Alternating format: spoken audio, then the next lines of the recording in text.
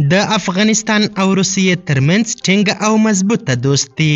د افغانستان اسلامي امارت او روسیې ترمنځ د دوستۍ اړیکې نورې هم ټینګې سوې. روسیې د افغانستان اسلامي امارت په یو سپېڅلي ځواک سره یاد کړی او د اسلامي امارت د مشرانو سره دوستانه اړیکې پیل کړي او د رسمیت پیژندنې وروستي پړاو ته نږدې سوي. دا چې د اسلامي امارت او روسیې دوستي څنګه ټینګه او مضبوطه سول. د اسلامي امارت د مشرانو او روسیې ترمنځ څه ډول یارانه موجوده ده او د روسیې ولسمشر ولادیمیر پوتین اسلامي امارت ته کوم زیری ورکوي؟ بشپړ حال را سره هم د غربانه ویډیو کې کتلی سئ. سلامونه قدرمنو لیدونکو، مشال پریس یوټیوب چینل ته مو هرکلی کوم. دمیتری میدویدوف وایي روسیه له اسلامي امارت سره بشپړو اړیکو ټینګولو ته نږدې سوې. د روسیې د ملي امنیت شورا مرستیال مشر وایي چې دغه هیواد د افغانستان له اسلامي امارت سره پوره اړیکو جوړولو ته نږدې سوی دی.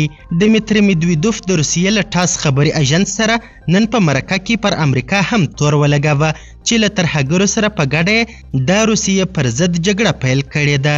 ښاغلي میدویدوف تیرو شلو کلونو کې جیوپولیټیکل لړلید بدلېدو ته په اشاره وویل. اوس واشنګټن د ترهګرۍ ضد جګړه کې د اتل پر ځای په همکار بدل سوی دی. 20 کلونه ډیر اوږد وخت دی چې پکې ډیر شان بدلیدلی سي. د 21مې پیړۍ لومړیو کې موږ باور درلود چې طالبان ترهګر دي او امریکایان د توندلارې ضد جګړه کې همکار دي، خو اوس دا بدل دي. د هغه په خبره اوس طالبان په واک کې دي او موږ له دوی سره پوره اړیکو جوړولو ته نږدې یو.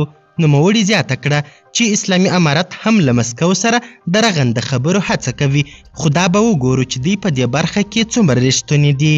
له تور لیست څخه د اسلامي امارت د مشرانو ایستل. د دمیتری میدویدوف له خبرو سره هم مهاله د روسیې خبري اژانس ریا نووستي وایي د ولسمشر ولادیمیر پوتین په مشرۍ د روسیې حکومت هڅه کوي چې د اسلامي امارت مشران د ترهګرو سازمانونو له نوملړه وباسي. ریا نووستي خبري اژانس د روسیې د بهرنیو چارو وزیر سرګي لاوروف په حواله ویلي چې دغه پریکړه په افغانستان کې واقعیتونو ته په کتو سره کوي. ښاغلي لاوروف دا رنګه ویلي دوی یعنی طالبان یو رښتینی ځواک دی.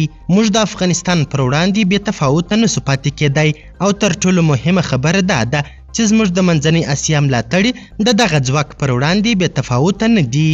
قدرمنو لیدونکو، د ویډیو له کتلو مو نړۍ مننه. د لا زیاتو او نورو لحظه پر لحظه خبرې مطالبو لپاره زموږ هم دغه مشال پریس یوټیوب چینل سبسکرایب کړئ. تر بیا او بلې ویډیو ښه وخت ښې چارې د الله په امان.